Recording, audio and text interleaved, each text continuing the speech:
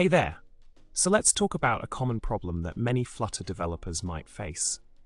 Picture this. You're working on your Flutter app.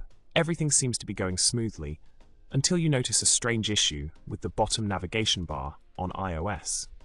It looks like it's floating or not aligned properly, giving your app a bit of a wonky look. But fear not, we've got a solution for this problem.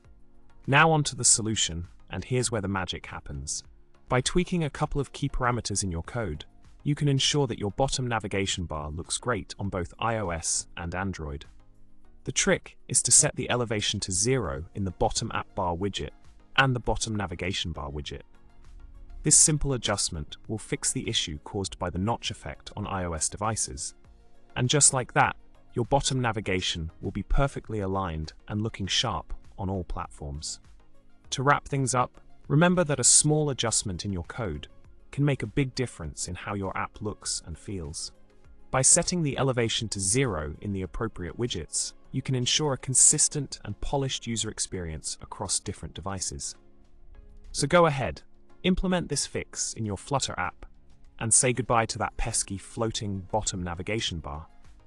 Don't forget to subscribe, like the video, and leave a comment below with your thoughts.